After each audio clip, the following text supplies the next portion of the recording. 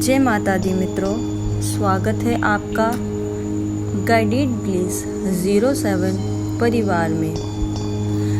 आज हम बात करेंगे नवरात्रि के दूसरे दिन की आराध्या देवी माँ ब्रह्मचारिणी के बारे में। अगर आप इस वीडियो को अंत तक देखेंगे तो जान पाएंगे कि माँ ब्रह्मचारिणी की पूजा का महत्व क्या है, उनकी कथा क्या है और इस दिन की विशेष पूजा कैसे की जाती है।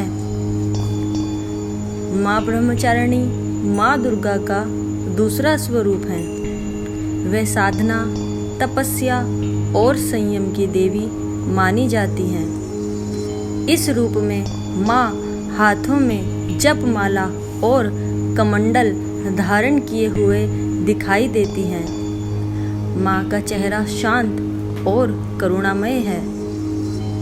जो भक्त उनका भजन पूजन करता है वह जीवन में संयम, शांति और ज्ञान की प्राप्ति करता है। माँ ब्रह्मचारिणी हमें यह सिखाती है कि सच्ची शक्ति केवल तपस्या और संयम से ही मिलती है। जो व्यक्ति मन, वचन और कर्म से शुद्ध होता है उसे माँ की कृपा अवश्य मिलती है। ब्रह्मचारिणी का अर्थ तप की चारिणी यानी तप का आचरण करने वाली। आइए जानते हैं माँ ब्रह्मचारिणी की कथा। पूर्व जन्म में इस देवी ने हिमालय के घर पुत्री रूप में जन्म लिया था और नारद जी के उपदेश से भगवान शंकर को पति रूप में प्राप्त करने के लिए घोर तपस्या की थी। इस कठिन तपस्या के कारण इन्हें तपश्चारिणी अर्थात ब्रह्मचारिणी के नाम से अभिहित किया गया। 1000 वर्ष तक इन्होंने केवल फल फूल खाकर बिताए और 100 वर्षों तक केवल जमीन पर रहकर शाक पर निर्वाह किया। कुछ दिन तक कठिन उपवास रखे और खुले आकाश के नीचे वर्षा और धूप के घोर कष्ट सहे। 3000 वर्षों तक टूटे हुए बिल्व पत्र खाए और भगवान शंकर की आराधना करती रहीं। इसके बाद तो उन्होंने सूखे बिल्व पत्र खाना भी छोड़ दिए। कई हजार वर्षों तक निर्जल और निराहार रहकर तपस्या करती रही। पत्तों को खाना छोड़ देने के कारण ही उनका नाम अर्पणा पड़ गया। कठिन तपस्या के कारण देवी का शरीर एकदम क्षीण हो गया। देवता, ऋषि, सिद्धगण, मुनि सभी ने ब्रह्मचारिणी की तपस्या को अभूतपूर्व पुण्य कृत्य बताया, सराहना की और कहा, हे देवी, आज तक किसी ने इस तरह की कठिन तपस्या नहीं की। यह तुम्ही से ही संभव थी। तुम्हारी मनोकामना परिपूर्ण होगी और भगवान चंद्रमौली शिव जी तुम्हें पति रूप में प्राप्त होंगे।